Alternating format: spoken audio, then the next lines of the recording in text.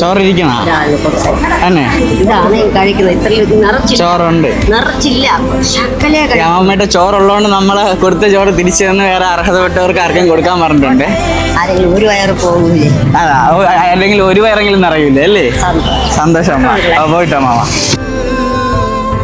ഞാൻ ഒരു ദിവസം മെഡിക്കൽ കോളേജ് ആണെന്നുണ്ടെങ്കിൽ ഒരു ദിവസം ശ്രീകണ്ഠേശ്വരം, പിന്നെ എവിടെയൊക്കെ ആഹാരം കിട്ടാതെ കിടക്കുന്ന അവർക്കെല്ലാം ഞാൻ ഫുഡ് കൊടുക്കും. നിങ്ങൾ ആരെയും പട്ടിണി എടുത്താൽ നമ്മൾ വിടൂല.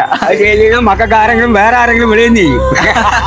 അപ്പം ഇവരൊക്കെ എന്നോട് ആദ്യം മുതലുള്ള ഇവർക്കൊക്കെ ആദ്യം മുതലേ ആഹാരം കൊടുക്കുന്നത്. അധ്വാനിച്ച് മറ്റുള്ളവർക്ക് ചോറ് കൊടുക്കുന്ന വലിയൊരു കാര്യം. ആരും അങ്ങനെ ചെയ്യില്ല. ഒരു വരുമാനം ഉണ്ടാക്കിയിട്ടാണ് ബാക്കിയുള്ള ആൾക്കാർ സാധനം കൊടുക്കുന്നത്. നമ്മൾ രണ്ടുപേരും പണിക്ക് പോയി 2000 രൂപ 2000 കിട്ടി കഴിഞ്ഞാൽ 800 വെച്ച് മാറ്റിയിട്ട് 800 വെച്ച് മാറ്റിയിട്ട് ഫുഡ് വാങ്ങാൻ മാത്രം അതിനെടുത്തിട്ട് 200 രൂപ നമ്മൾ വണ്ടിക്ക് പെട്രോൾ അടിക്കാൻ വേണ്ടി മാറ്റും. ഒരു ലോകത്തുണ്ടെന്നുണ്ടെങ്കിൽ ഇന്നേ രക്ഷപ്പെട്ടാണ്.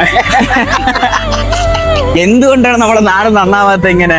നിങ്ങളെ പോലെ ഉള്ളവർ എല്ലാവരും നിങ്ങളെ പോലെ ആവണമെന്നില്ലല്ലോ. തലമുറകൾ തിന്നാലും തീരാത്ത സ്വത്തം വെച്ചുകൊണ്ടിരിക്കുന്നവ നിങ്ങൾ ചെയ്യും. നിങ്ങൾ ഈ അധ്വാനിച്ചത് ചെയ്യണല്ലോ, അത് തന്നെയാണ് ഏറ്റവും വലിയ നിങ്ങൾക്ക് കിട്ടാൻ പോകുന്നത്. എന്തായാലും വണ്ടി പഞ്ചർ ഒട്ടിയിട്ട് വണ്ടി പഞ്ചറായി. ശരി, അപ്പൊ എന്നാ എല്ലാം ടാറ്റ കൊടുത്തു.